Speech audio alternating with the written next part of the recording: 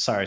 Oh, the draft is here. Nice. I Yeah. was just gonna say I could see Seb like giving them that pep talk right now, just being like, dude, guys, like we got this, and then they probably all believe him.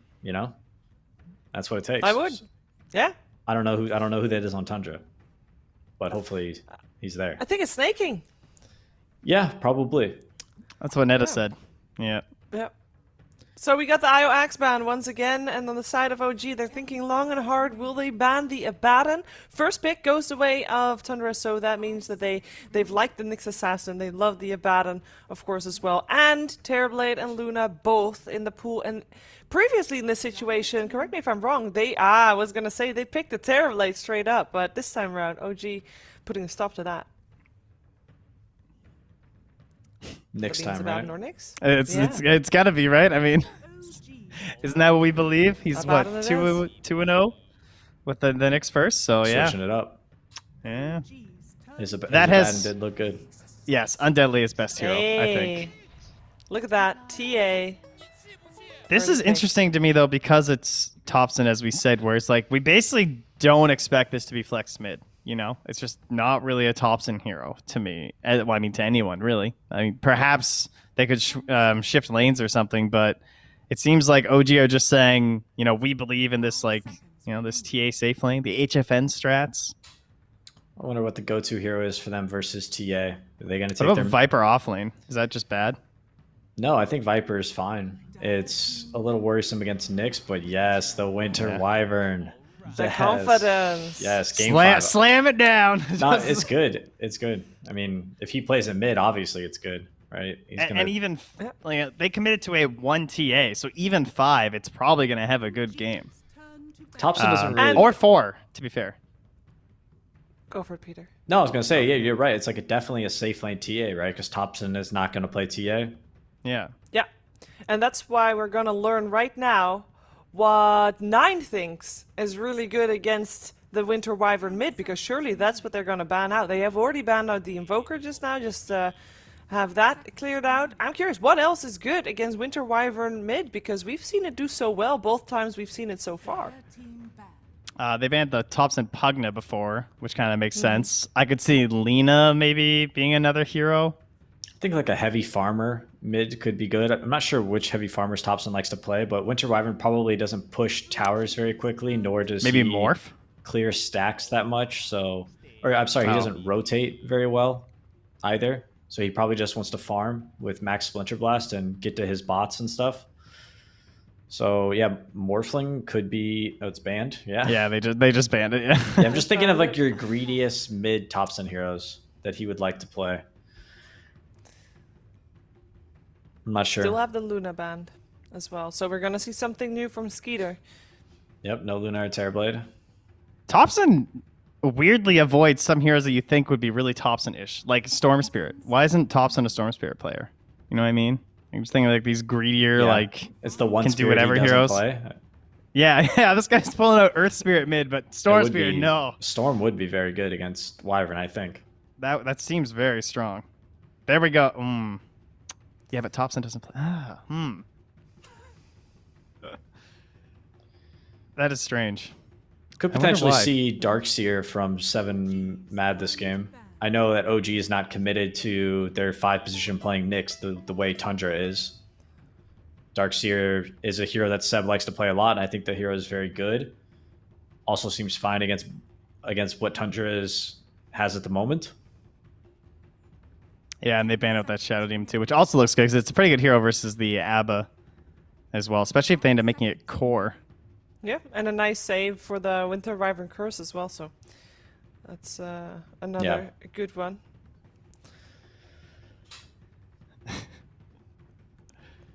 I mean, it's all just, at this point, I mean, putting all the lessons that we've seen in the last 4 games to work here in this game 5, like the ultimate exam.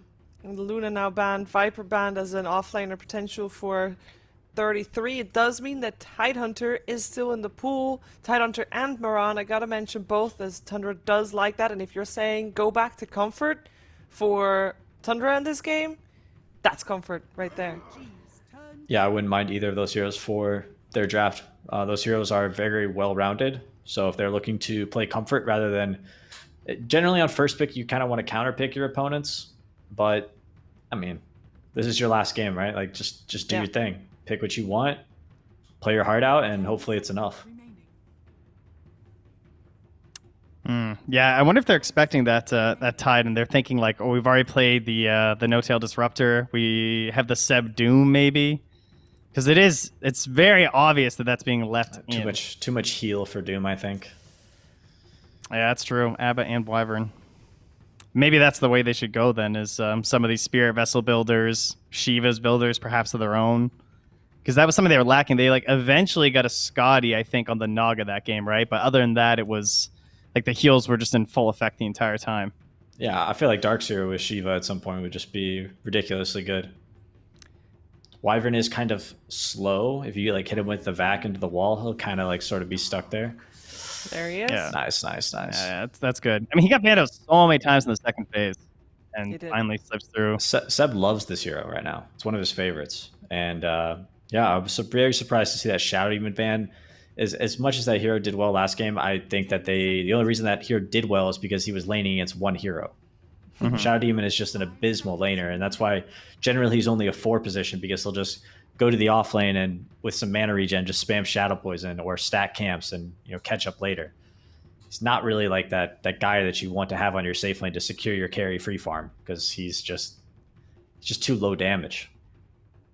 It also might open up for like a later pick for the Ember too, as like a more of a like a Thompson hero, right? You got the lawnmower plays. Yeah, seems kind of okay versus Wyvern. I definitely think it's good versus Wyvern. I think you kind of like we mentioned Storm Spirit, like the same way that you can just jump the back lines. Ember Spirit can do that, especially once he gets Aghanim Scepter. And the bonus HP from the Iron Shell and the Darkseer, because I mean, we assume Seb's going to rush that Ags, because it's so strong right now. It's basically like a giant Midas for Darkseer. You sure you're not? You might just go no items, Helmadam? Oh, yeah. I mean, that's the first rush, right? We can't, not too fast in the Ags, sorry. So far, actually, this qualifier, Seb's only played Darkseer once. It was their first series against Team Nigma, and it was actually the game they lost, so... not the greatest success rate so far, but that also goes for the Mirana this time around, because Snaking this series, this best of 5, he's played Mirana twice and lost both of those games. So we'll see if he's on the winning side this time around. Pango picked up by OG. We're back. 10th pick 5. 10th pick Disruptor, like game 1 for the loss. Is that what's happening here? It's possible. I'm not sure what Tundra takes here. I do like what OG's having. I think this Darkseer Nyx combo is potentially just too good against this Abaddon.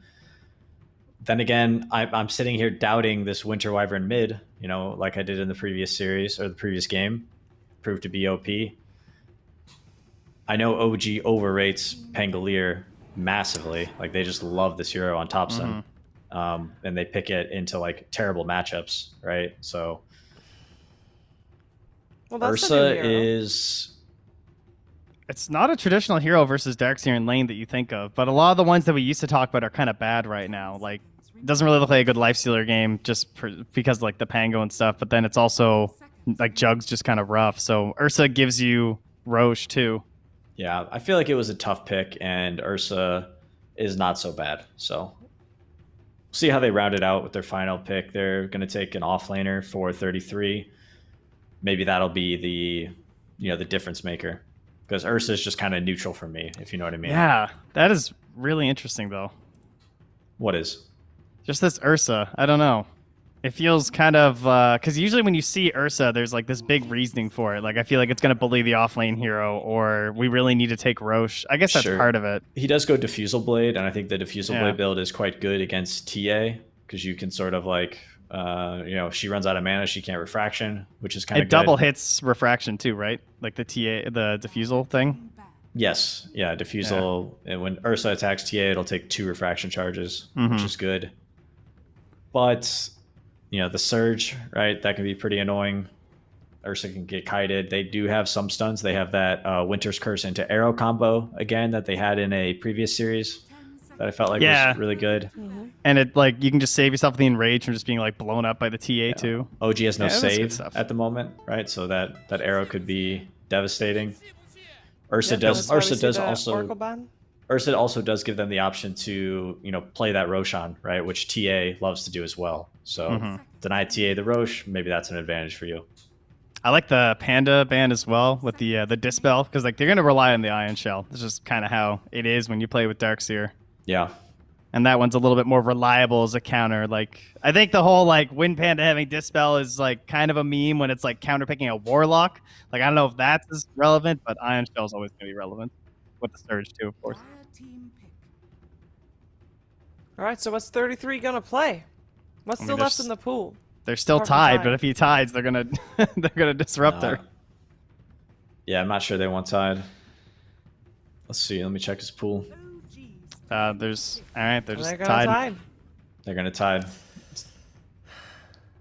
They got their stuff. Oh, they got a disruptor? I like that better than Sand King. Disruptor did get much better now because it gives you a way to kill Tide on her. Yeah. All right, Tide cannot get Ravage off. And even vacuum if he has combo Kraken too. Shell. Yeah. And Disruptor is kind of nice against Abaddon, not necessarily in laning phase, but in mid to late game. The kinetic field, right? It's it's kind of like Clockwork Cogs, where it displaces movement, and you can't dispel that with Abaddon's shield. Now, so far, I don't know. Never mind. There goes the Disruptor. Indeed, good call. They're gonna tie. They're gonna Disruptor. I think both teams knew it, and they just thought about it for a bit. Like, yeah, it's fine. I'm good. So there's our 10th pick, Disruptor. Will it lose again, though? Because it wasn't successful with their Naga combo in the first match. It was not. It was not. All right, 5th game. Deciding match. Who's going to get millions, potentially, in Romania in October? Trent? Yeah. I am going to ask the question. Give me a team. Oh, okay. You want me to say who I think is going to take it? Yes. I mean, I think OG are showing some serious passion in these last couple of games. I feel like they're definitely on point. I think they just, much like 9 slamming down the Wyvern, they're slamming down this TA, and I do think it looked very strong. I think they were prepared for the Tide as well. They literally banned every other offlaner. I admire the confidence of Tundra to still go for it, but I think OG are going to have the cooler heads in this one if I was forced to pick. Winter Wyvern is OP. Mirana and Tide will play harder on the lane versus TA, which they did not do in the previous game. This is, they know how to play this lane. They've won this lane many times this qualifier. Tundra with the big upset is going to TI. Let's do it. Split panel.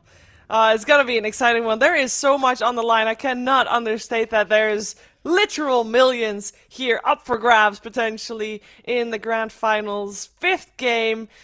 It's now or never. Let's find out what's going to happen together with Lyrical and Aui. Thank you so much, Shiver. And yes, Aui, it all comes down to this. One final game, one final draft. You have some strong opinions about it, that's for sure. You want to tell me what you're thinking when you look at these? Is there any heroes in particular that stand out? Yeah, so around 4 months ago, I played 20 Winter Wyvern mid games, and I thought this hero was absolutely bonkers You did broken. it. Yes. I mean, 9 did it independently, but we joined up and talked about it at some point. But the hero that I actually like playing against the least on Winter Wyvern is actually Darkseer. Because part of what allows Winter Wyvern to take such long fights and kite your opponent is the slow coming out from Arctic Burn. Darkseer, not only does he put you out of position with the vacuum and potentially a wall, which slows you a lot, just having Surge on a hero like TA or Pangler allows him to run you down. Also, I think Ursa into Darkseer is a very bad choice from Tundra. I think they should have picked Gyrocopter. The hero is getting steam with a new build. Eventually it will come into meta. I don't know, it's had bad results, but yeah, I don't know. I don't like it. I feel like you have 2 melee heroes against a Darkseer that you see. You could win the lane super hard, and Darkseer kicks Ursa out of the lane, and he's good versus him in game. So I don't quite understand it. It's going to be interesting, that's for sure. I'll say that the thing that I'm really curious to watch is how those first couple of levels go. That's going to be, I think, probably one of the things that determines a lot how this goes. And honestly, Seb, he's a Darkseer specialist. This guy knows how to play against these heroes. If there is one nice thing, at least in this game, for the side of Tundra, it's that there isn't that great wall hero necessarily, right? You're going to be able to maybe get some auras, that type of stuff, but there's not that Terrorblade or that Luna or whatever else it is that comes out that's very annoying to play against. Oh, weird D-Ward situation. They get the double stun into the D-Ward. I guess that he knew that they were coming in for that. That was very bizarre. Yeah, Saksa just caught a little bit of fodder just before he placed that ward, and he showed again without the ward in his inventory. So because of the tip, he knew that they knew he placed a ward, and then he does put that one down. Yeah, I don't know. This game, a lot of it just comes down to Winter Wyvern on 9. I think the hero, its weakness is supposed to be its lane, but 9 has looked fantastic on it. And I think he should do pretty well versus Pangolier. Maybe even win this thing quite hard. Well, it'll be interesting to watch, that's for sure, if he can make that happen. And then, of course, up top, as we're going to see the spam start to come out, it is already Saksa in the area. They're zoning Seb out of the lane, actually, which is pretty bad for him. But at the very least, they're sort of setting up for a potential to get this pull back behind the tower. So seeing potentially some of the strength in the early goings here, as Skitter's going to pull this creep wave through and back towards mid again. Already, both heroes getting relatively low. This could start to get a little bit scary for Thompson. They have another point in Splinter Blast. He has to back out. He does have that Fairy Fire, and Wyvern, he doesn't have the best kill threat, I'd say, early. You know, he has 48 damage right now. So, we'll see how that goes. I think TA right now, it's being a little bit underrated in terms of how strong this hero is in lane. If you just click on this hero, it's 305 MS, 6 armor, and 65 damage at level 1 right now. Like, this hero is a really strong laner, and Meld is one of the strongest level 1 spells in the game. So, I think this bottom tide, they might be in it for a bit more than they bargained for. And 3-3, he doesn't have a salve left. He's rushing that helm, but he's very low right now. Yeah, he has it coming out now. And there is a salve that's on Mirana, back in base rather, which will be ferried out probably in the next little bit here. This is but yeah, this is so smart from 3-3. Because he was so low, he couldn't hold the weight. Oh my god! Oh. Nine gets a soul kill! Dude! Alright, that's on you for the missed one. So it's not going to be anything going on there. Yeah, this is on me, guys. I'm sorry. But 9, he couldn't hold it in front of his tower because he was so low. So instead, he pulls it all the way around and effectively does like a pseudo pull where he's going to deny 4 creeps from TA, and Snaking had a double wave to play up onto Sumail with, so he could still get CS in this lane. Oh my... we see Winter Wyvern go even in lane, and he looked absolutely bonkers. What's it going to be like when he wins his lane? It's going to be scary. That's what it's going to be like. And I think that, you know, if you get into that timing that much more quickly, obviously, yeah, there's ways you can surge away people as Snaking is going to get chased down a little bit here. No mana, but we'll just be able to tank through that Thunderstrike. But, you know, the Witchblade coming online, eventually that Aghanim Scepter, we've seen how dangerous it can be. And these heroes, I mean, they have really good for, like, disengaging in a way, but until Blink Daggers come out, it might be hard to get on top of the Wyvern. We'll see. Yeah, I agree. I mean, there's the surge though, right? This is that one huge factor that I mentioned earlier. I think it will play a big role in this game. Something else I want to mention is that in both games, 3-3 has gone for that Helmet of the Dominator rush. We saw it be really effective when he played Tidehunter against Sumail's Leshrac, for example. You know, it reduces the Edict damage, reduces the right-click damage, gives you a time on Leshrac. TA sort of hits you with Side Blades, which are effectively doing pure damage as it's based on the armor of the creep you hit. So it helps just meld when you get hit like that, but not as much if you get hit by Side Blades. Right. As a result, like, look at the CS. It's 6 CS for Tidehunter to 22 for TA. And this hero, I know, it's one of the strongest safe lane laners in the game. Like, they were spamming it at SA, they're spamming it at NA pubs, and no one expects it, but this hero's a monster in lane. And keeps that pressure on. Really frustrating to deal with. And this 3-3 Tide, he just has to be really careful about his positioning, making sure he doesn't get hit by those Side Blades. Manning up. Trying to go for it. Hobson backs out of there. 9, they are going to be able to get that water rune, though, and that should stop this. Fada actually comes in for a little bit of contention now. Onto Thompson with the creep wave coming in. Can they go on him again? A chance, a hope? An opportunity here for the kill as the right clicks come out. I got the shield crash. 12% incoming damage. Fada down low. Oh, and Thompson gets away. Unbelievable. Yeah, and Thompson just holding on to his spells there. He has a wand, barely gives him enough to live. And, you know, he baits Fada into a death there. That's a big comeback because when you're losing the lane, any sort of kill like that matters a lot. You can see he's only 300 net worth below Winter Wyvern, and he is slightly out CSing 9, even with that early solo kill. Well, that is very good for Thompson. And right now, how close are we? They're both very close to level 6s. You can see up top, the Ursa is definitely winning the lane against the Darkseer, but it's not as dominant as you might expect in some of these other matchups, as they will jump in there and try and put a little bit of harassment onto Saksa. Just trading out these hits and trying to build up stuff. Not that much mana left, but oh, Skitter, he has to be careful. Aphotic Shield, but these double Ion Shells, they find that finish. Can they get a second one? No. Saksa able to make the second kill happen, and Fada now trying to back out of here. Has another Aphotic Shield in a sec. Will turn, and the 2 cores end up going down, but it was the Darkseer that died first. Yeah, but you're a Darkseer spammer, Lyrical, right? I feel like Yes, if you pick this hero early, you're expecting to sort of get dumpstered in lane. Like, Ursa, he can farm in this lane, but that's not really the problem I have with the matchup. They're going back onto Fada here. Hoping to get him. Can they get him?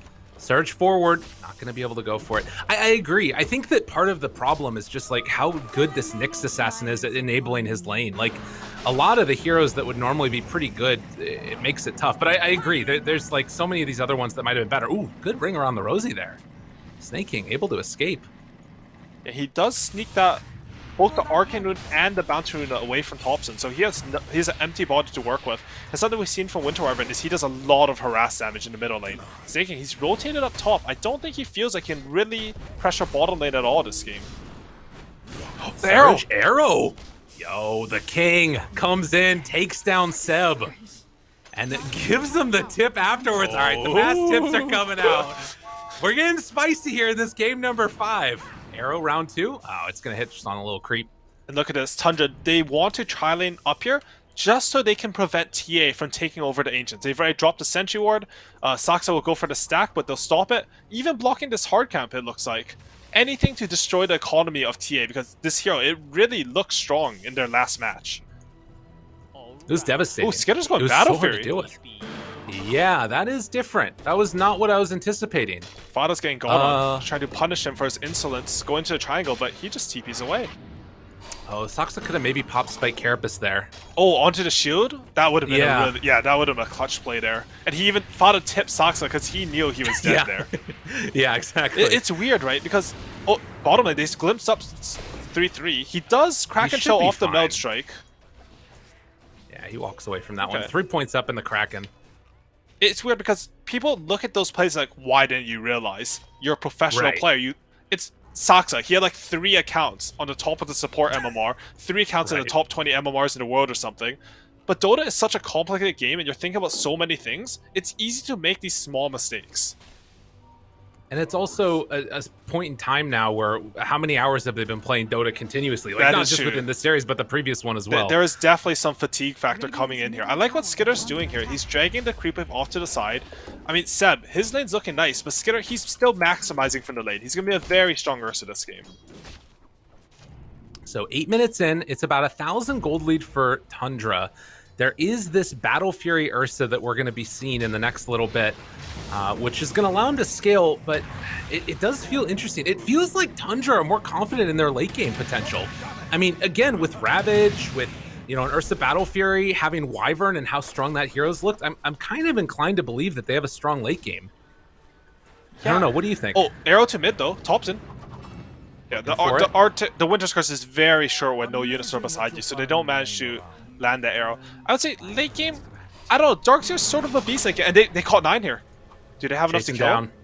The Ion Shell, slow and steady burn down. They thought that 9 was safe, so they canceled the TP, but this Ion Shell slowly whittling him down as they try and stay on top, but the turnaround, Aphotic Shield with the arrow. 3-3 died at the same time, but they're able to chase down and kill Saksa. And Skitter's here. He's chasing down Thompson.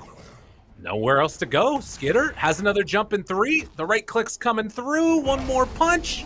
And Thompson gets the bounty rune before he ends up falling. And a brawl going on in this game. Meanwhile, 3-3, he actually falls bottom to, let me see who killed him. Sumail, there's just too much going on in this game. Action everywhere. And Skitter, this sort of unorthodox Ursa build, I'd say, getting 3 into Earthshock, ever since that spell got nerfed, I think people usually take less points in it. It lands in the kill there, and look, Fada, he's solo smoking. just to take the enemy Ancients away. He's gonna drop a ward on the high ground, drop a sentry, and like just keep denying this Ancients from the enemy TA. Skitter, he's getting out on top. Does have Enrage, though. They drop down that wall, looking to jump up to the high ground. Seb has the vacuum for afterwards. Skitter realizes can't go for that play. So he's going to back out of there. Thompson doing a little roly-poly action as Fada tries to escape, but the Winner's Curse afterwards. They have connect Arrow. now onto Nyx Assassin, taking a ton of damage. Arrow afterwards connects onto Seb. Do they have enough to bring down the rest of them? Splinter Blast, Seb down low. Seb going to fall. And Snaking living through this. Everybody's so low, they take down Fada in the end.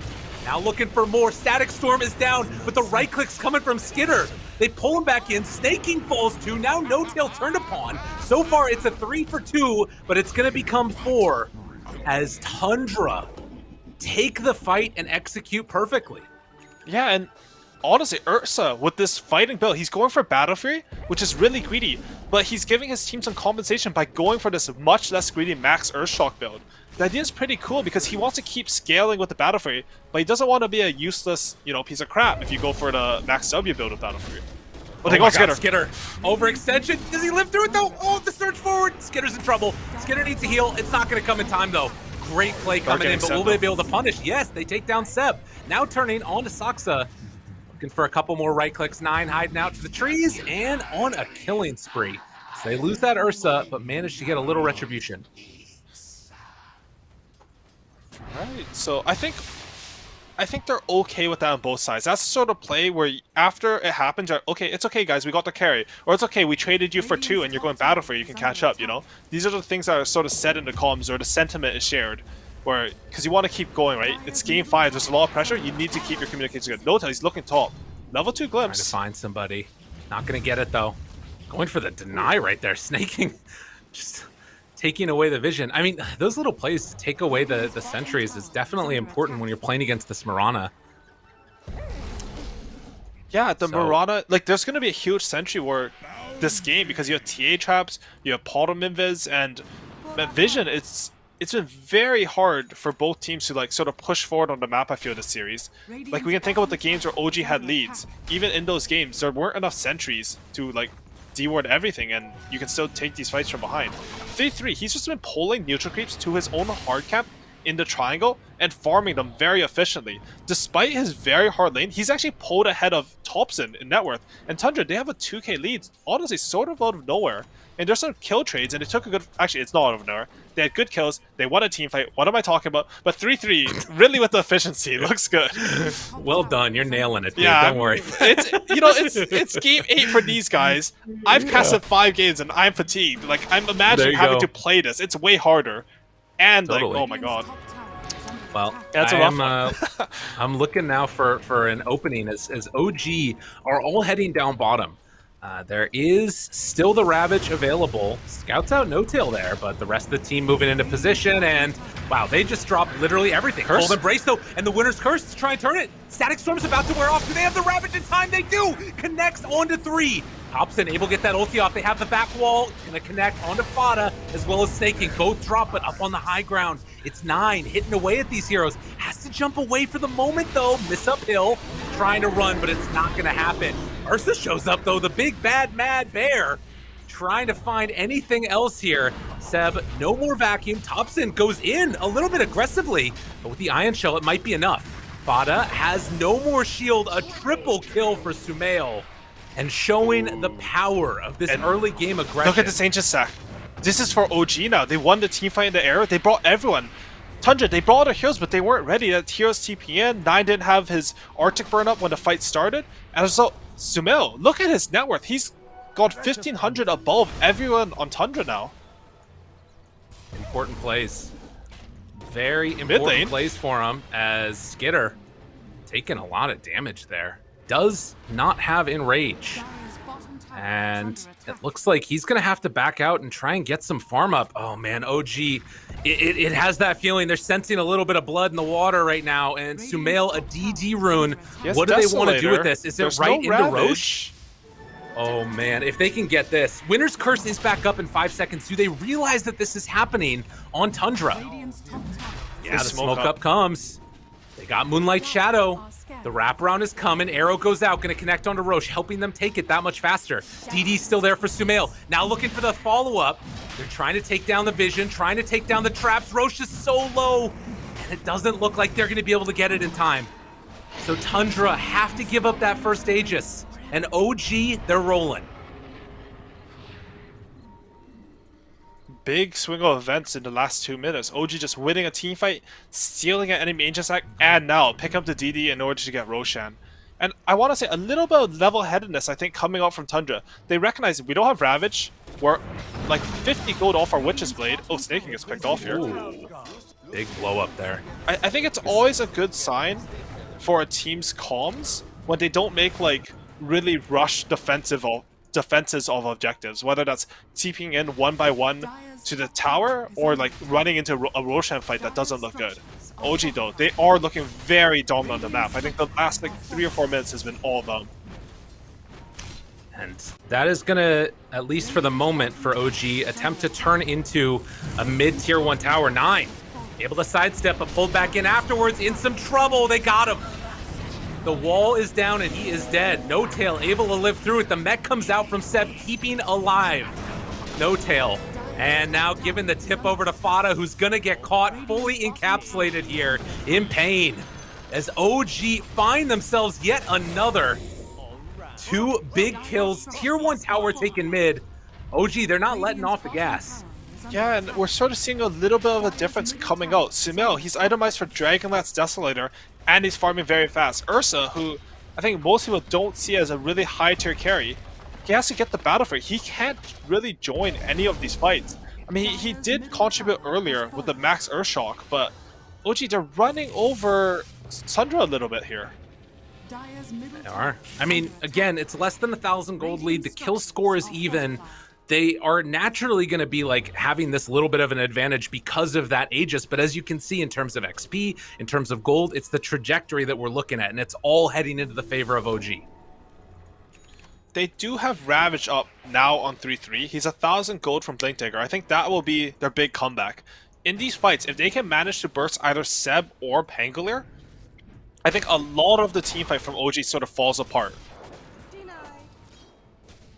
And that is an opportunity here, depending upon how it goes. We also have yet to see 9 come online yet with this Aghanim Scepter, which we've seen put to great use. But as you mentioned, one of the issues is going to be the Surge Away that comes out from it afterwards.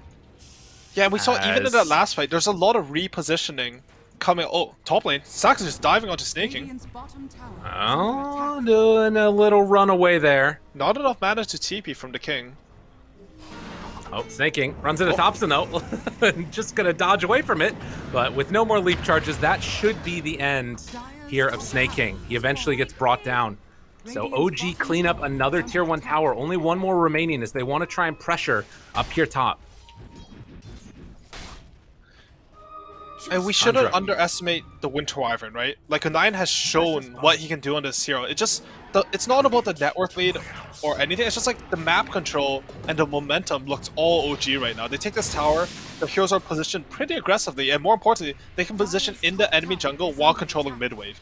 Controlling these 2 waves means that you have more creep pressure, and it just allows you to make more plays. They even took that tier 2 mid and took the enemy outpost very early in the game. It's wild. And with this Ags, like you're talking about, it's going to be an issue for Tundra. But we've seen them come back from this before. We haven't seen their answer to this TA, though. And, oh, are they really going to try and fight this right now? Moonlight Shadow, Saksa walking into this. They get that vision. Skitter looking for the jump now onto Sumail. Aegis still a minute left on it as they go into all of them. Tries to find this kill here on the No Tail, going to get glimpsed. But he's not going back to the bottom side of the map. He's staying here. Do they realize it? Thompson going to get that roll off. Good static storm laid down, separating the rest of them. Able to pull back in here if they want to. Seb looking for that opening. Only 2 points up in vacuum. Catches onto Fada, but nothing else afterwards. And 9, he's the real target that they're trying to go on. Winner's Curse just to try and escape, but it's not going to happen. OG, they find the heroes that they need to, and now going into the tier 3 towers, they're looking high ground. No, it's looking good for them. They even had that Abaddon illusion from the wall to get the Curse of Avernus onto the tower, so just doing a little bit more damage there. And that fight, there was no Ravage. 3-3, he was trying to get his Blink Dagger, maybe a little bit of communication, maybe a little bit of stress, but they were not all on the same page and ready to fight there. You know, in that fight, it started a little bit of king on king violence as, like, Sumail, he shows how strong he is. He 3-shot snaking, and then he just killed everyone in that fight. Just constantly outputting DPS, and it doesn't look like Tundra really have an answer for him right now. A 4,000 gold lead right now for OG. And again, as Tundra, you come into this one, you go up 2-1 in the series, feeling like it's just going to be able to get cleaned up. And 2 games in a row, this Sumail TA is leading the way. Top net worth, making the plays that they need him to. And the rest of OG playing flawlessly to boot. Can they pull out another come-from-behind victory? To be honest, a bit confused by Tundra's reaction to TA. I feel like this game, if I look at the heroes, this might be a later pick on TA. Maybe the Wyvern counters it or something. But Sumail, he looked like he had such a nice lane, and he's just like chunking through the heroes. There's not any real like refraction breakers that he's scared of. And with this Aghanim's build, he's going to be able to join his Nyx onto kills basically anywhere. Look at top. Saxa just sets up. Oh, 9 flies away. Heads up play by 9. This is one of the combos that they use in SA. They have Nyx Assassin roaming, and then some random trap, and Tia would just come in for the extra oomph to get the kill. Well, it's definitely deadly. Skitter trying to get towards that BKB still needs a little while before it comes up and online. But you can see that Tundra, they're dodging away from these fights, but every little minute that passes by, it feels like OG is gaining a little bit on that net worth lead. At some point, they're going to need to take a fight around those timings. And now they've got the Darkseer Aghanims. This is such a huge moment for them. 300 bonus HP. The charges last 20 seconds longer. I love how... Hypothetically, it's crazy. I love how Seb has Tundra's voice lines just so he can spam it at them. It's an extra level of mind games. I mean, the voice line usage has definitely been the best from OG in the past few years, right? Like, they've used it to the highest potential. And even next level now with your enemies' voices being added to the game so you can spam them at themselves. I mean, let's be real. That's just for the audience. All these players have Seb muted. All these players have everybody muted. There's no way you're going to let them get in your heads like that, most likely. But yeah, it is the way to go. It is the next level play, as the saying goes. But BKB now, how close are we to Aghanims on 9? And then also for Disruptor trying to get in towards a 4-staff. Man, if they can get these like defensive items too on OG, it's going to be so impossibly hard to stay on a target. Nyx Assassin almost has Aghanim Scepter going towards Diffusal Blade for Pango. This one is looking so good for OG in this Game 5 Grand Finals. Yeah, and you know, Winter Wyvern, it looked completely broken in the last game. But looking at the draft, like, we're really seeing that OG theory crafted how to deal with this annoying bird, right? You have the Darkseer, both the Vacuum and the Surge to counteract him. Last fight, he hit a Nyx with the Arctic Burn, and then he got stunned like 3 seconds later from a late Smite Carapace. And most importantly, I think the last pick Disruptor, it's really coming in clutch because anytime Tundra, they're a bit unorganized in their tower defense, the glimpse means the extra kill. Anytime Wyvern's trying to kite them, he glimpses them out of position, they kill him. Doesn't feel like the same as last game where they're just barely unable to kill this Winter Wyvern Abaddon combo. Well, it is going to be now the unpause and any other timings that they're looking for. You can see Tidehunter and 3-3 is immediately queuing up the refresher. They know that if they want to win this game, it's got to be off of crazy outplays. And a scan bottom. They picked up the blink. Sorry, the BKB on Skitter. Combined with the blink on Tidehunter, they want to go now. They see Seb. This could be huge. Good vision. Arrow! That reveals their positioning. Looking for a jump. They got him. Ravage comes out. Oh, with the Psionic projection. TA gets out of there. They're going to find Seb, big back wall back, and actually, they got to be careful. Tundra need to back out. They got nothing. Skitter, BKB out, will kill No Tail, but that is a Pyrrhic victory at best. Body blocks now coming in from the illusions. All right, they have Winter's Curse. You got to be careful about this one. With all these illusions, they can rip them apart. Seb gets turned on now. Gets hit with that Winter's Curse, looking for the Splinter Blast, dead. Thompson trying to make a little bit of a comeback here, but look at Sumail, he jumps in and blows up the Ursa. He didn't stand a chance, and now 9 jumped on afterwards. 3 dead for the price of 2. And with that, OG take a more commanding lead. That was the timing for Tundra, and they missed it. That was there's got to be some nerves or communication breakdown because you're smoked up, you have Blink Ravage, you have vision of your opponents, and Snaking, he just sort of tosses out an arrow. That lets Sumail sort of use a psionic projection to get out. It makes Darkseer step back just a little bit. They don't have the arrow to follow up on the Ravage. He gets this huge 4-man vacuum wall, and the fight's lost. I mean, Snaking, he's looked phenomenal on his Mirana this entire qualifier, but sort of a rare misstep from him. I don't know really what caused this breakdown. I mean, maybe it was somebody making a call, we need to get vision or something else, who knows? But that's one of those moments too where you think about all these smokes that we've seen where you like drop the ward as you walk in. That high ground, that's the perfect spot for it. You see all of that. But OG take advantage of the misstep, and they're the team that's playing a little bit more cool and calm and collected right now as they head into the Roche. Second round Roche, gonna get even more of a net worth lead now. And the surge forward, they're looking for a catch for a kill. Snaking pulled back in. Oh, Disruptor, you can't leap out of that one. They find the king, bring him down. 21-15, and all of the outer towers taken. I mean, OG, are they just going to go high ground now? I think they are. I think they're ready. They still have all the lanes pushed in just because of how fast that Roshan was. And, you know, Tundra, they're making some mistakes, but OG, they're just so on top of punishing them. I feel like versus a lot of other teams, you would have, you know, you can make these small mistakes, but OG, with how aggressive they are and how fast they are pushing forward onto the map, like, these small mistakes have just led to this huge lead, and again, they're just hitting high ground. What are they scared of right now? Not a damn thing. 3-3 down there trying to farm up towards that eventual refresher that we know he wants to get towards Sumail, though. Comfortable standing here, taking down this tier 3 tower. 9 has Aghanims. He's gonna kill this wave, TP back, and sell his bottle for it. A little bit of timing for Tundra, maybe a glimmer of hope, but it's looking very scary for them right now. They glyph the wave so he can't get he can't get it. All right, now he's gonna get it as he comes on back home. And oh my god, Sumail just hits so hard. The Aghanims is done. Snaking gets caught, he gets killed. Oh, every timing just gets interrupted. These misplays from Tundra. They drop another one. It's just so hard to play the style of Dota that Tundra's been playing, moving OG around the map against Notel's Disruptor. Usually, picking your 5 position last is seen as sort of a drafting mistake, but OG, they're showing what's up here. Like, they're destroying, and I think a lot of it is on Notel's Disruptor here.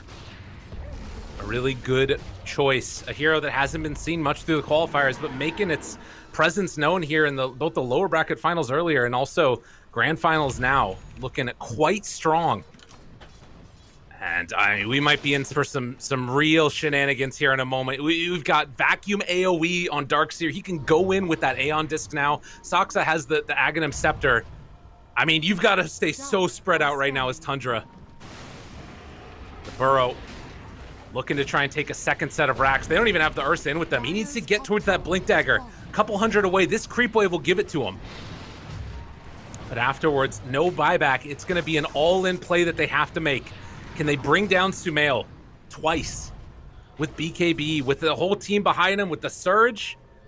OG, they just back away. They recognize that this was a timing for Tundra, and they're not going to give him the fight that they want. The thing is, this game, how Dota works is the team with more lane shove generally gets more information. It's like a sentiment I keep saying because I think it's really important. Right now, OG has more heroes that shove lanes already in the Darkseer and TA. If they take these racks, fight. Jumps back in, finds him, muted, silenced, dead. They take him down, godlike Sumail, now trying to pull back in Fada. They've got control over Skitter, who's just gonna jump back and away. But that is BKB down from Sumail, but no more buyback on this Wyvern. And Fada trying to get out of there. The ulti's gonna be popped, but they're gonna run him down.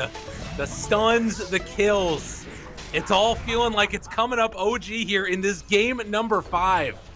As they walk up high ground again, take this second set of racks. They have buyback on the Abba, but no buyback on the Wyvern, and they can't fight without the Wyvern. It's so much of their damage. No, they absolutely can't. And Sumail there just was a psionic projection, teleporting behind the Wyvern, coming from this unexpected angle. They combo that with No-Tail's clutch Zag Storm, and they just burst him down. Ooh. They do have a ward here, though. This is the fight Tundra are looking for. They have the vision. Is this the person you want to go on? They jump for No-Tail, but he gets the Force Staff away. He's living. Now he got it in an awkward position. Vacuum back, catches. Skinner gonna pop that in range, but all of the right clicks coming in from Sumail after the fact with that Hurricane Pike. He tries to get out of there. Buyback comes from Disruptor. They didn't use Ravage. Tundra holding on. It's just so difficult though. I don't even see what the play is here. Yeah, it has to be some amazing Winter's Curse into a big Ravage, right? They do still have the team fight spells to bring it back, but it does look really hard. I mean, Sumail, he's just so farmed here. Is this... How much GPM does he have right now? It has to be something insane. He's... Okay, he's only at 800. It looks more than this. But that's because there's been so much fighting. The thing about this game that's impressive from Sumail is how much gold he's taking away from his opponents while farming this much, I think. It's been very oppressive, is the feel from OG, who have come up with answers for this stuff. And I mean, you look at him when he has that Ion Shell on, it's what, now up to 3,200 HP on the TA, and Thompson ready to jump. They got the Sonic projection afterwards, catches the Ursa. Where's the help? Cold Embrace is out. Now, afterwards, the Winner's Curse, only catching onto one, and they turn onto Skitter and Rage out, trying to run away. He hasn't been able to do anything on this Ursa. The chase down comes to Mail, finds that kill. That is what they needed. They bring down 1 by 9, but the rundown continues. There's no buyback on this Ursa. OG, they're so close they can taste it. They want to look for this finish here as they move up and try and take down this tier 3 tower. The big Ravage comes out, but the roll up from Thompson, able to live through it. The turn vacuum wall jump in from Thompson, finding that kill yet again. They're gonna buy back now onto Snake King. Thompson keeps on running in. The right clicks, 3-3, no Ravage left, nowhere left to go really. They're trying to buy time for this Ursa to come back in, and there is no more Aegis. As they chase down, but Thompson jumps in, still living through it, trying to get all of that regen back. Tundra, they're holding on to their high ground. It's a 20,000 gold lead at 30 minutes, but they won't give up yet. Again, TI hopes this is what it all comes down to here for them.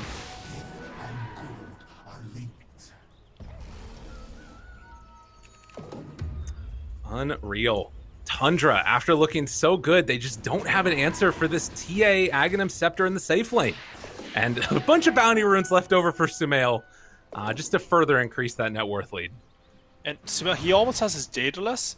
And the thing about that fight was Sumail got Ravaged, he got full arrowed, and they still just couldn't bring him down. The damage from Tundra, it might be there if you have all your heroes hitting, but a lot of it is mitigated by the fact that Noto, he went for this Force Staff. You have Surge, and they're catching 3-3 here. No Blink Dagger. Chasing down. Uses the headband, tries to get away, but the glimpse pulls him back in. Thompson goes the whole length of that peninsula, trying to get the roll-up as they will run down and kill 3-3, finding themselves another. Fada goes down to boot. They have buyback on the Tidehunter, but you're using all of your expenses. And another tip, dude, you're about to knock them out of qualification for TI. Soxa, just no mercy. No mercy at all, as they're ready to run up high ground and try and take this down. Skitter looking for an opening now.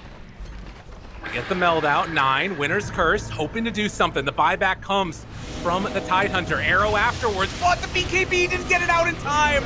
Skitter, BKB runs forward, tries to bring down this Nyx Assassin. It is not gonna happen. Jump forward, there's the stun that they need. They take down Skitter, he buys back now. They keep on chasing it on this one. Thompson trying to find 9, he gets him. It's a godlike spree, they can't get anything. As 1 by 1, all of Tundra falls, OG doesn't even die, and GG is called. OG are going back to TI to defend their title. Just an amazing game coming out from OG here, and they're showing that they deserve this. You know, sort of echoing sentiments from, I think, for TI8, they also barely managed to qualify. I think it was against Wind and Rain back then. Who was on it? Like, Brio... I don't remember who was on that team, but they won 3-2 there. And again, here, winning 3-2 to go defend their TI title. Yeah. OG, impressive showing. They're good. They're a good team. Just, I don't know what to say about it. Sumail, 14-0 that game, just dumpstering, you know? He proved he's the real king between him and Snake King, and yeah. We did see their last little shout out coming out from Snaking at the end of it to a bunch of people that I'm sure have influenced them throughout the years. But for Tundra, they're going to have to wait another year. And for OG, they're going back again. And we also are going to go back again to the panel to let them break down all the action one last time as we get ready to close out these last round of the TI10 qualifiers. See you on the other side of the break. And speak of the devil, he's joining us right now as well. Sumail, congratulations, first of all, on making it to TI. How are you doing? Thank you. First off, thank you, and then just grateful for now. Actually, so relieved, so relieved. Relieved, not necessarily happy, Yes. but relieved, or both? Oh, I mean both. More relief for sure. It was rough, but yeah, just glad to be playing TI again. It was an absolute roller coaster, like the entire day, right? We have played 8 games in a row, and all those 8 games were close and clutch and back and forth. How do you experience that? How do you deal with that?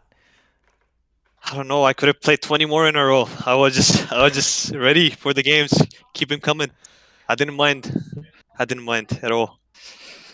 Time to hop on the pubs in a second, or what? No. Need a breather for now. Too needs much real like Dota. energy. I I need to lay down after this a bit. Well, I want to ask you a couple of questions still. We will let you go and celebrate with your team, of course, very soon. You're gonna have a 3-month break before TI, and I'm curious to hear from you what the plans are and if you would like to see a patch before TI. I think even if I don't like the patch, it's bound to come. 3 months is a long period, and I hope there's a patch. This patch, whatever, it's kind of getting too stale. So yeah, just relax for a bit. Not really thinking for now. Actually, it's gonna be a while till we play TI. So yeah, just taking whatever the qualifiers in for now. Yeah, and we see the relief and happiness on your face. Is that the same for all your teammates at the moment as well? Like, if you're looking to the side, are they there? Like, are they doing the same? Basically, you know. Yeah, for sure. I think everybody's more happy like than we ever have been. To be honest, I've never felt this good ever before. So yeah, I think everybody's Who on the needs same winning page. TI when qualifying for TI is just, gets the same high? I mean, there's something about these qualifiers that's like more hype than the actual LAN, especially for TI, at least. All right, I'm here with Trent and PPD as well, and they would also like to ask you some questions and congratulate you, of course. All right, I'll go first. Congrats on the series. Thanks for the awesome games. You have been on the road for quite a while now, being at the major and then kind of going directly into the boot camp with OG. Obviously, it worked out. I guess how relieved are you to finally just be qualified to TI, and how much are you looking forward to maybe taking a little time off? I don't know if I necessarily looking to take time off for maybe a week for sure, relax a bit. And yeah, I don't know, man.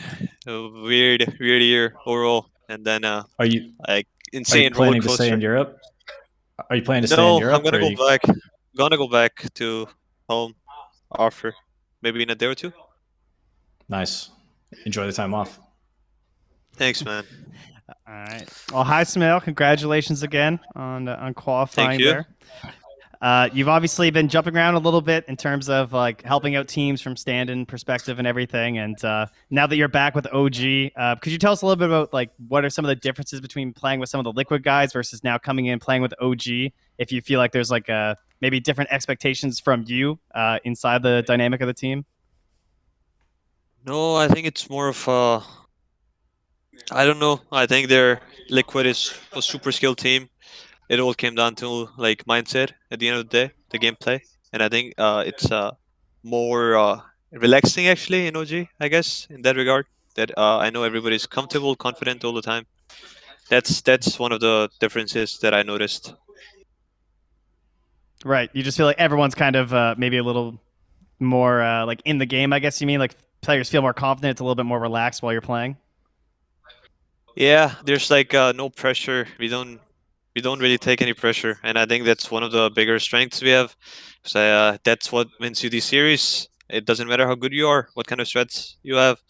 If you're not comfortable, confident, it's gonna bite you. So yeah, I think that's a huge difference.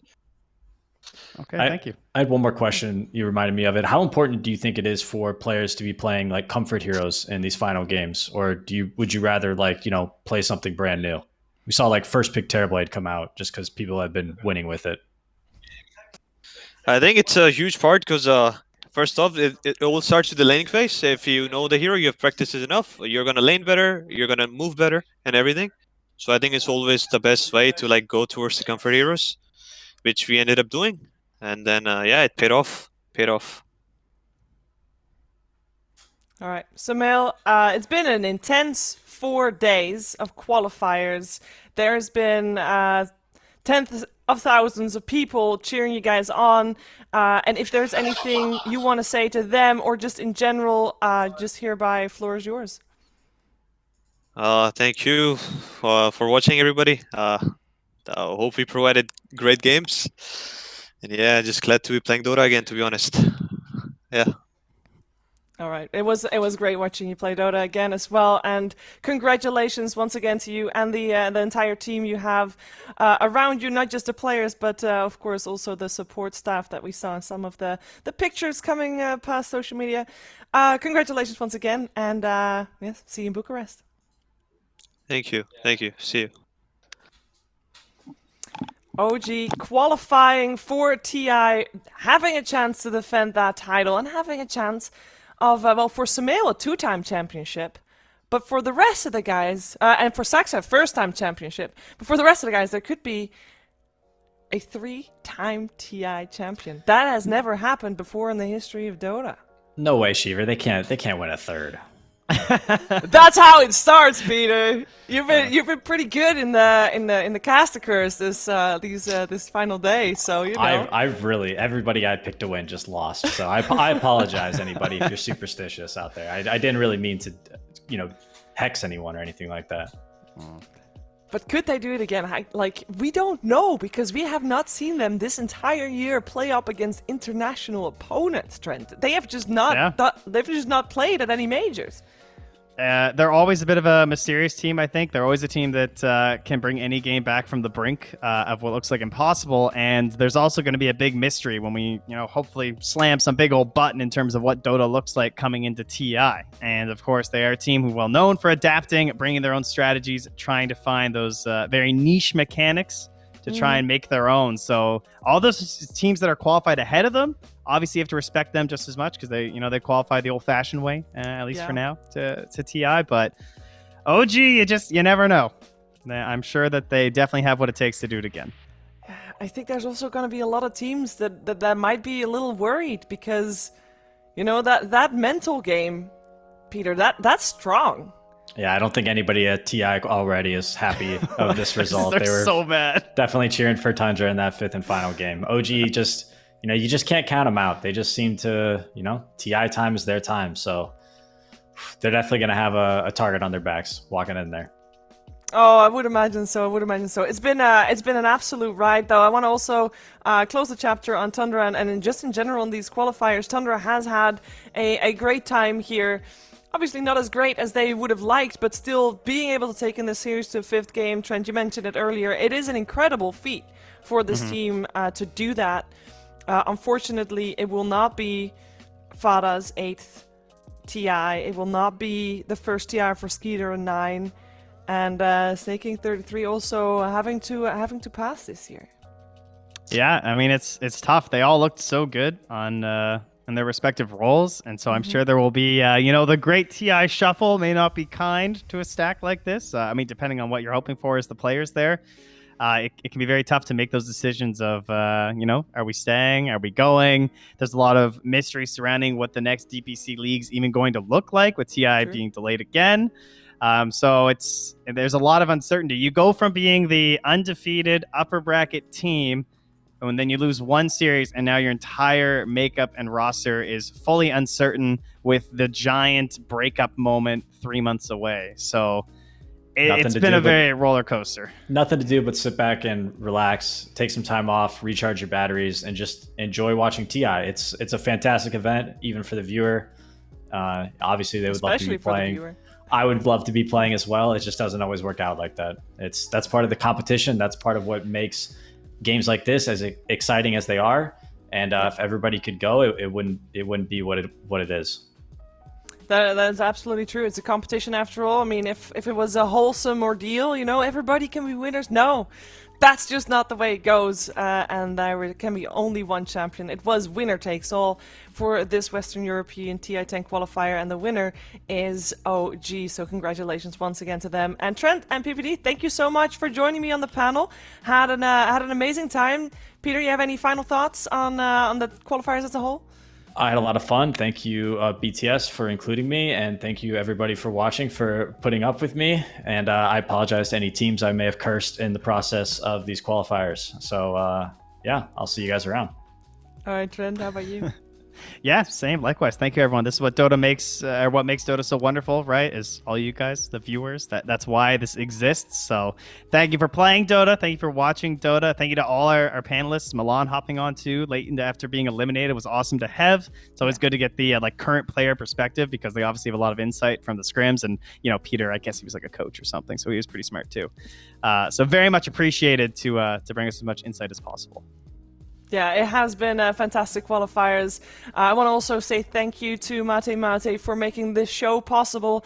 Definitely has been a treat to be here. Thank you to BTS for including all of us, indeed. And most of all, though, thank you to all of you at home for supporting us and watching these qualifiers. I know it's been an absolute roller coaster, and I hope that even if your favorite team didn't win, you'll still find a new team to cheer on at TI, because there's a lot of teams out there that could really use your support. So make sure to do your research and find yourself a team that you like, and cheer for them in Bucharest. But for the qualifiers, the entire TI10 qualifiers, they're done, they're over. We now know the teams that will be playing in Romania, in Bucharest in October, and it's just hoping for maybe a little bit of a patch to change things up and shake things up, and then it's TI10 in October already. So have a good one, have a great summer. We'll see you in Bucharest.